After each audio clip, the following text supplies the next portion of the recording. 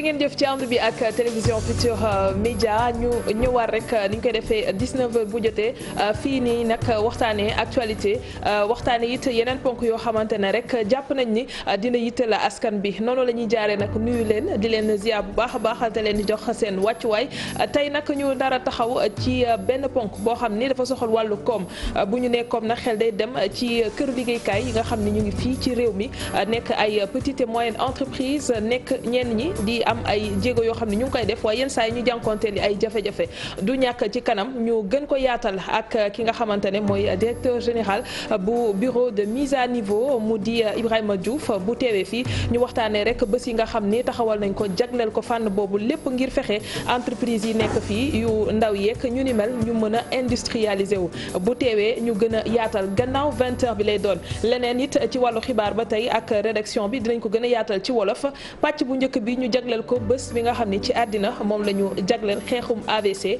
moo tax tey nag ñu fi dalal docteur Ousmane Cissé docteur dalal jàmm ci plateau bi nekk neurologue nekk it jàngalekat ca daara ju kawe ji Cheikh Anta Diop bu Dakar. waaw maa ngi leen di nuyu sénégalais yi ak sénégalaises yëpp am kontante ci waxtaan ak yéen ci wàllu AVC. jërëjëf ni ñu koy defee it mardi bu jot Papis tamit teew fi Papis Diaw maa ngi lay delloo nuyu soxna Aram di nuyu suñu invité docteur ak ñi nga xamante ni ñoom la ñuy seetaan jamono ji. docteur dañuy njëkkee rek ci loo xamante ne nii c'est basique pour que ñëpp xam bu ñu nee AVC xel ci lan lay dem ak nan lañ koy ràññee. waaw AVC feebar la buy dal yuur cerveau. AVC ñetti lettres lañ boole ci français. mooy accident mooy A bi V bi di vasculaire C bi di cérébral. oui donc comme ni ñuy mandargalee accident lañ koy mandargalee moo tax ñu ne accident xam nga accident bu lay dal day jékki-jékki ñëw day gaaw.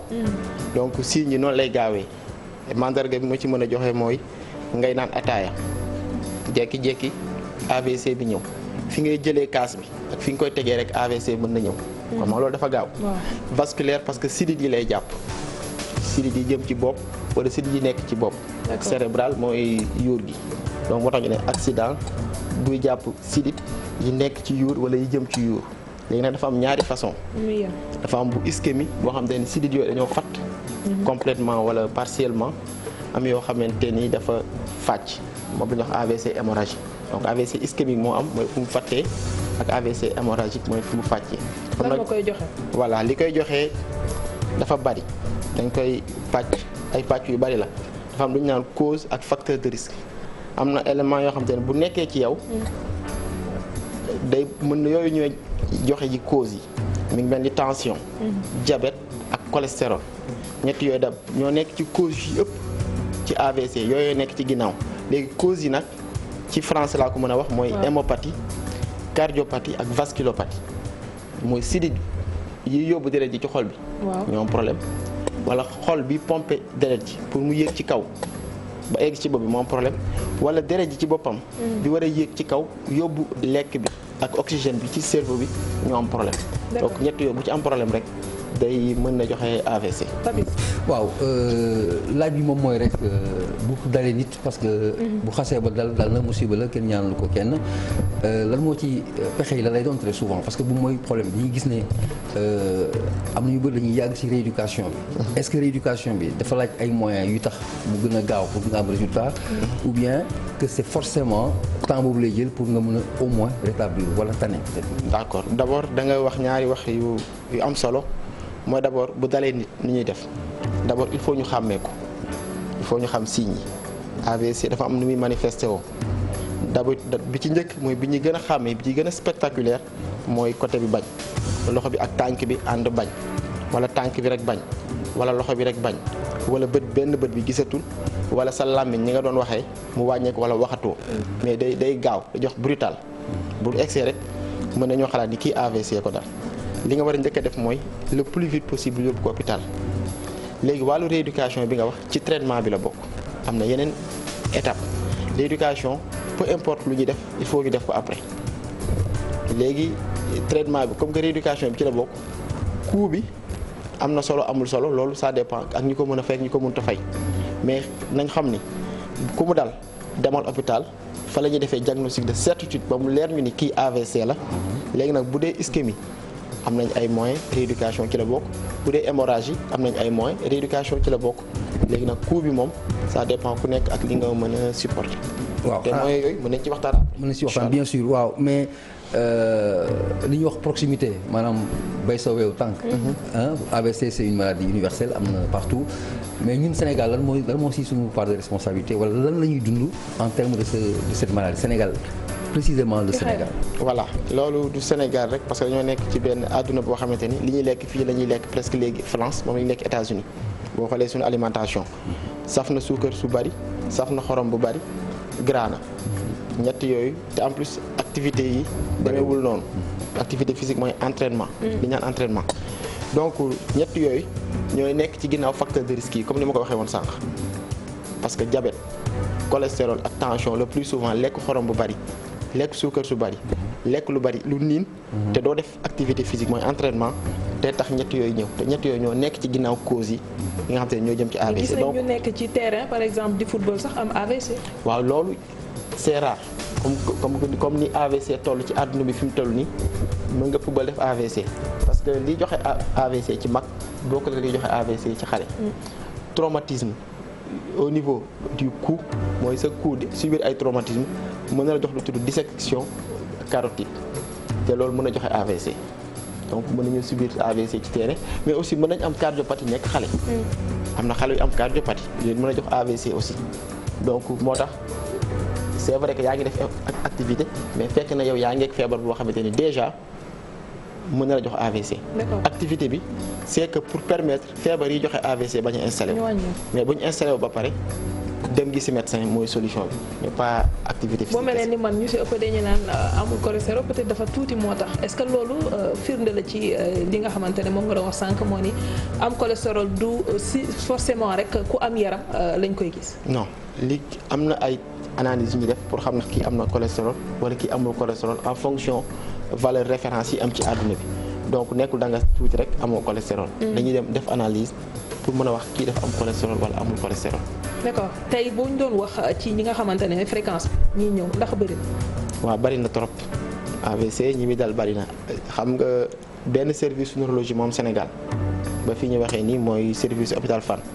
mais du ñun rek ñoo koy faj pour l'instant ñoo koy jël en charge waa cardiologie waa médecine interne service yu bëri dañuy intervenir ci AVC. donc ñoo ñëpp bu ñu dajaloon seen chiffre ci la ñuy gën a xam mën a xayma ñaata la ñu am par jour. te en plus am ñoo xam ne duñu agsi ci hôpitaux yi am na ñuy dem ci yeneen këru fajukaay.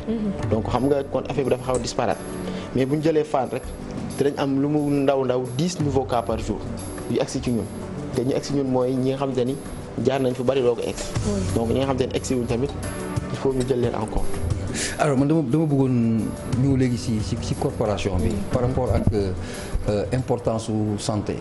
dañoo gis ne kuréel yu mag yi lu ci mel ni mbootaay xeeti par exemple yàggul lañ ñu plongé àdduna bi yëpp du Sénégal rek ci objectif du millénium pour le développement santé am ci wàll bu am solo lutte contre la faim la pauvreté l'environnement ñu classifié la woon ne lii dañuy jublu pour réussir ko aujourd'hui ñu basculer ci développement durable or pour man amul benn changement parce que il n'y a pas de développement s'il n'est pas durable en tout cas c'est pas un bon développement lan mooy taxawaayu docteurs yi par rapport à l'avenir parce que la santé est incontournable et que parfois day am inadéquation entre l'orientation des grands décideurs et peut-être les technocrates que vous êtes. bon santé question bi dafa xaw a du question neuro rek du question AVC rek question large la. donc li ma ci mën a wax mooy feebar ak dëkk boo mënti nekk. wattandiku ko mooy fexe ba bañ a egsi prévention bi moo gën dem di ko faji donc politique yi bu ñu ko gënoon a accès ci prévention d'ailleurs am na association de lutte contre l'AVC 2020 on veut en faire l'année de l'AVC au niveau du service de neurologie le mois d'avril on veut en faire dañ ko bëgg a def mois wu AVC pour que chaque année ñu wax nit ñi luy AVC wax nuñ koy wattandikoo parce que prévention bi am na donc prévenir ak bépp politique booy def prévention moo gën faj. waaw xam nga soit nga ne mois de l'AVC wala année de l'AVC yooyu c'est des choses quasiment ponctuel est-ce que amul yeneen solution yéen je parle aux techniciens est-ce que yéen amul bien solution pour ñu bañ a bàyyi affaire bi ak politique yi nga xamante ni xëy na très souvent fi ñuy dem du dëppoo vraiment ak besoin yi. su fekkee ni niveau national ngay wax. waaye on commence par nous d'abord. On commence par le Sénégal d'abord. fi ñuy décider mooy ministère de la santé. Je pense qu'il y a beaucoup de médecins là-bas qui participent à ces décisions. dañuy laaj suñu xalaat ñu ngi def ay séminaire pour ça pour décider de façon générale dans la santé parce que fan yi defoon nañ séminaire di wax ci prise en charge des urgences AVC ci la bokk. donc ñu ngi ciy wax suñu xalaat léegi je pense que ku nekk am nga loo war a def médecin bi moo nekk ci terrain bi d'accord am na lu mu gis d'accord mais am na fu mu ko war a wax léegi wax nañ ko foofu on espère que di xaar mu am résultat décision yi on va les prendre. ñaata neurologue ñoo am Sénégal. léegi tane na parce que am nañ on est une vingtaine actuellement. ci 16 millions d'habitants. waaw ñu répartir j'espère de façon équilibrée ci biir territoire. région yu bari am Dakar la ñu concentré. am na ay régions yu am neurologue. am na yu am am na yu am parce que déjà am na université yu tijji ci région yi donc le fait que université yi tijji ci région yi day tax ba fu nekk fu université tijji rek di nga mën a am neurologue déjà. am na foo xam te nag amul université sax am nañ ay neurologue donc am na neurologue yu nekk ci biir. mais lu tax lim bi néew noonu 20 ci réew mi ni mu toll. non ak li nga ne AVC yi dina gën di bëri ndax nit ñi nu ñuy lekkee ak ñi nga xamante nan la ñuy comporté wu. d'accord li tax mu néew mooy nit ku nekk mooy def li mu bëgg a def mais li ñuy wax ni ci cadre général la mooy médecine générale ku pare ni neurologie laa bëgg a def wala cardiologie wala rhumatologie laa bëgg a def am na choix peut-être que état bi mën na pousser nit ñi vers yenn branches yi que d'autres. en wala faisant des spécialisation bi dafa cher wala dafa yàgg. non spécialisation yëpp a tolloo presque donc du yàgg. mais ku nekk yaa def li nga bëgg a def. waaw mais par rapport ak spécialité yi lan moo war a motiver un jeune docteur un jeune médecin bu ne man je veux faire neuro wala lan moo ko war a mën a motiver dans votre corporation. bi ngay commencer médecine ba bi ngay def thèse service yëpp ngay jaar donc di nga jaar benn service boo xam te ni fii liñ fiy def wala liñ fiy faj gis nga ci sa bopp wala neex na la loolu d'habitude moo lay pousser nga jël benn branche et non d'autres. oui Papis prise en charge bi c'est la dellusi parce que sànq Papis dafa am lu mu doon wax. nga cité hôpital Fann. ci foo xamante ne moo am service neurologique. bu ñuy xool tey lan moo war a nekk loo xamante ne mooy liy jaadu wala luy yoon ci réew mi ci bërëb yoo xam ne war nañ fa mën a fajoo ci ñi am feebar yooyu. voilà scanner moo ci njëkk AVC parce que bu si ñi ñëwee mënoo ni à 100% AVC mais quand même. li nga gis nduroo na ak AVC mën na nekk leneen. mais AVC lay nduroo pour nga diagnostiquer ko il faut nga am au moins scanner non seulement mooy poser diagnostic bi mais aussi mooy tax nga def différence entre ischémie wala hémorragie mën nañ am IRM aussi mais scanner ça suffit largement pour def différence pour poser diagnostic bu AVC ak def différence AVC ischémie bi ma waxoon ak AVC hémorragique ci kaw loolu nag ci la prise en charge bi di différé bu dee AVC ischémique. foofu la prise en charge bi gën a poussé ci àdduna bi parce que ñi ngi def thrombolyse ñi ngi def thrombectomie yooyu ay moyens la yoo xamante ni day gën a yokk chance récupération malade bi. mais bërëb yi ñuy fajoo ndax doy na. parce que bu fekkee est-ce que ñëpp dañuy dem hôpital Fann wala am na yeneen yoo xam ne ci réew mi boo demee foofu da nga fa mën a faj. loolu laa la wax waa médecine interne cardiologie bokk nañ ci service yi nga xamante ni ñi ngi jël en charge AVC yi donc. bu ñu amee benn service neurologie rek mais am na yeneen structure yu koy jël en charge. ña fa nekk ay neurologue lañ forcément wala am na yeneen spécialité yu koy jël en charge.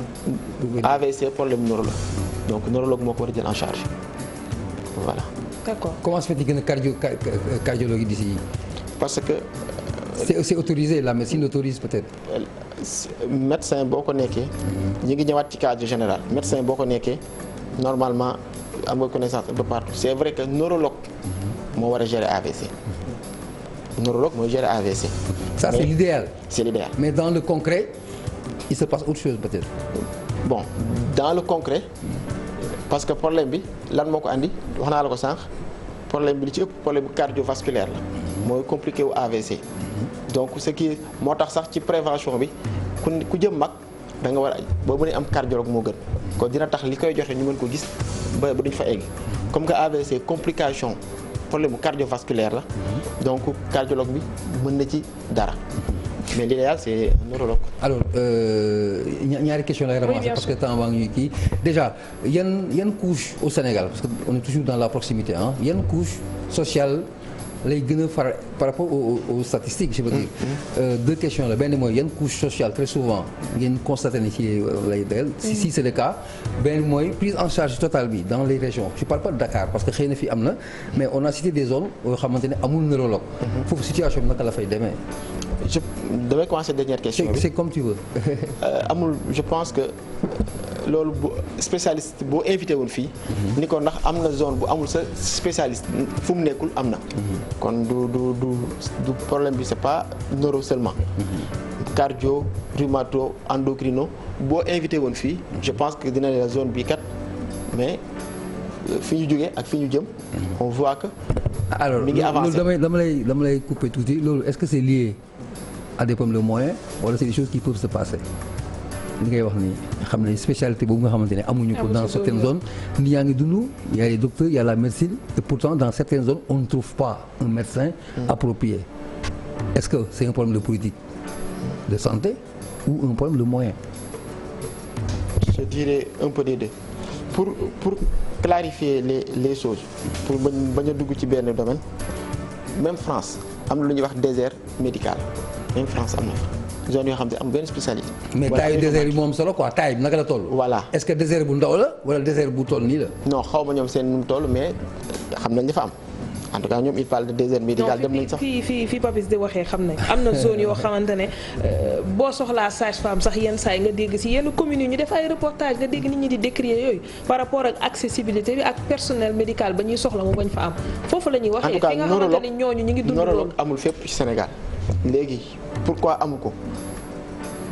c'est pas une priorité non du urgence pour l'État pour le milieu de la santé c'est pas une préoccupation majeure. xam nga je ne suis pas dans la tête du ministre de la santé. mais tu es acteur de. voilà mais li ma xam mooy. de la santé li ma xam mooy am wala perception boo xam ne. bi may commencer neurologie. nombre bi ma fi fekkoon doublé nañ ko en 5 ans. c'était combien de nombre. c'était une dizaine maintenant on est plus d'une vingtaine. et on est 16 millions de Sénégalais. voilà mais donc ku jógee 10 ba ñëw 20.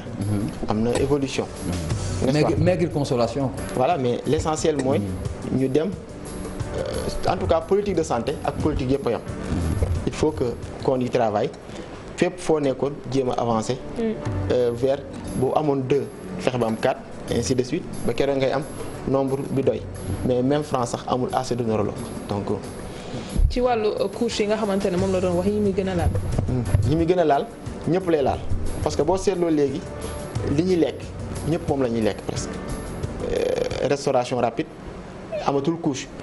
ñi nga xamante ne seen revenu demeewul noonu dañ koy lekk ñi nga xamante ne seen revenu dafa kawe tam dañ koy lekk. lekk bu bari xorom bari suukar bari diwlin pour ñun moom mooy li normal ci suñu famille peu importe niveau boo toll ñàkk def entraînement tamit dañ ko xaw a kii wuñu ko joxuñu ko gëdd bi ñu ko war a jox ci biir askan bi donc loolu moo tax day dal ñi xaw a aisé comme li ñuy wax ak tam ñi nga xamante ne dañoo xaw a diminuer ñëpp lay dal parce que ñëpp ay am habitude boo xamante ni. mën na andi causes yi ak facteur de risque yi donc ñëpp la ñu gis mu dal leen day dal ñi xaw a tane daal ñi nga xamante ni seen doole xawul leen noonu. alors ci wàllu paj bi ba léegi. da nga wax sànq service bu mel ni cardiologie. moo xam ni mën na am dugal ci loxoom ci paj bi. est-ce que tey bu ñuy xool AVC. ak crise cardiaque dañuy am lien. waaw dañoo am lien parce que facteur de risque yooyu ma wax nekk ci ginnaaw AVC ñoo nekk ci ginnaaw ñu wax crise cardiaque infarctus du myocarde parce que diabète tension yooyu day favoriser infarctus du myocarde cholestérol aussi da koy favoriser. yooyu tamit dañuy favoriser AVC donc ñoom ñoo bokk li nga xam te ni ñooy nekk seen ginnaaw di dem ba egg foofu te infarctus du myocarde aussi day joxe AVC mooy ñuy wax crise cardiaque bu ko cholestérol bi jàppee xol bi tension bi jàpp xol bi diabète bi jàpp xol bi ba mu jox ko infarctus du myocarde ngeen di wax crise cardiaque après day yéeg te mu joxe ji AVC donc infarctus du myocarde ci cause AVC yi la bokk comme parmi d'autres mooy les cardiopathies infarctus du myocarde ci la bokk. ci wàllu sensibilisation bi yaakaar naa Papis foofu tamit war nañ ci taxaw parce que ñu ëpp ci askan bi signes yi ngay wax xëy na buñ ko gisee lu ñuy xalaat xëy na ñenn ñi liggéey la ñuy wax wala dafa am lu ko dal wala nañ ko bàyyi tuuti xëy na ci kanam mu deñ coono la wala dara donc côté boobu yan jéego ngeen nekk di def pour fexe gën a sensibiliser nit yi pour ñu xam taxawaay bi ñu war a am bu ñu jànkoonteeg lu mel noonu. ci wàllu prévention.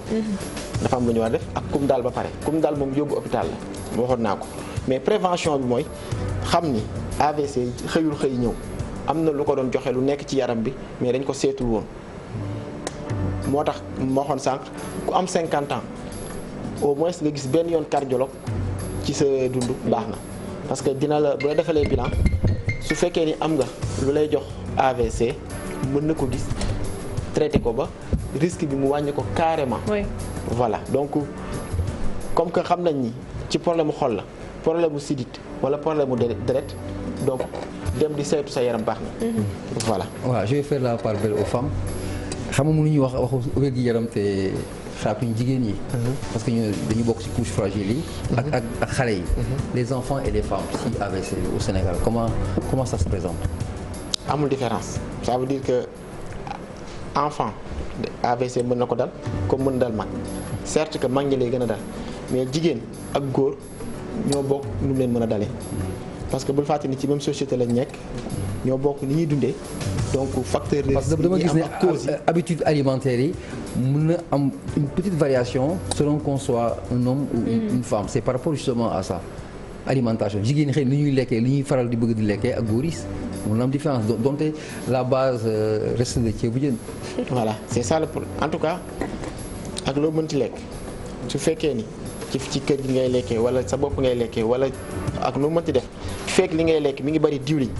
fekk li ngay lekk mi ngi bari xorom fekk li ngay lekk mi ngi bari suukar xamal ni facteur de risque yi soriwoo te ku soriwul facteur de risque yi soriwoo cause yi donc muy jigéen ak muy góor ñoo bokk organisme donc ni mu mën a dalee góor la mën a dalee jigéen c'est vrai que nag bu ñu jëlee xale day dal xale mais ci population mag ñi la ëppee parce que cardiopathie yi souvent ci mag ñi la ëppee am na nag ay cardiopathie yu nekk ci xale mais cardiopathie bu ñu jëlee dans l'ensemble yi joxe AVC bokk ci mag ñi la ëppee. parce que tension moo koy dem ba joxe ko ci ñoom. ci wàllu paj bi sànq da nga ne ça dépend d'une personne à une autre par rapport ak sa bourse lu mu la permettre nga mun ko def mais bëgg naa xam scanner boobu ngay wax ne moom la ñuy def boo doog a yegsi pour vérifier xool ñaata lañ koy defee. en moyenne c'est 40 000. 40 000 ci ku mënta ñëw. waaw c'est 40 000 bokkul ak traitement bi. loolu tey bu ñu ko doon xayma ci poche naka lay demee 40 000 am na ñoo xamante ne tey bu ñu ko jëlee boole ci seen traitement et tout ci fànn boobu it également du ñëpp ko mën a supporter. qu'est-ce qui est fait pour ñi nga xamante ne ñëw nañ xëy na am situation bu leen dal waaye amuñu possibilité génne loolu. bon am na ay politique sociale yu nekk ci hôpitaux yi hôpital boo dem am na ay politique sociale donc. comme que am na loolu donc aide am na fa donc bu rapproché wu ci ñoom xool nooy def pour que nga mën a faju ak xaalis bu gën a néew loolu. mais xëy na pertinence question bi day fekk par rapport à la prise en charge de façon urgente parce que quelqu'un ku am feebar bi daanu. ñu andi ko hôpital on n'a pas le temps de voir ndax am na xaalis wala amagul xaalis. Ce qui est important c'est de prendre le traitement en main tout de suite et maintenant. Or bu ñëwee parce que il est arrivé que ñu am cas yooyu dañ lay envoyé au scanner en supposant que dañ lay jox 40 000 ba pare. À la suite de ça ñun lañ lay xool réellement c'est ça la situation très souvent en tout cas. D'accord, je pense que question boobu ministre bi ak le ministère ñoom ñiy définir politique bi ñoo ci gën a mën a répondre man li ma ci mën a wax mooy. hôpital mi ngi fonctionner de telle sorte que am na ay prix am na social donc ku mënta fay da ngay dem gis social donc je sais que loolu laa ci xam. waaw boo fa demee mën nañ la aider. alors Papis da nga koy may dangay may ba benn lettre ba après journal bi léegi il faut ñu dem seetaan pub buñ ci noppee def xibaar yi ak Fatou Kiné Deme.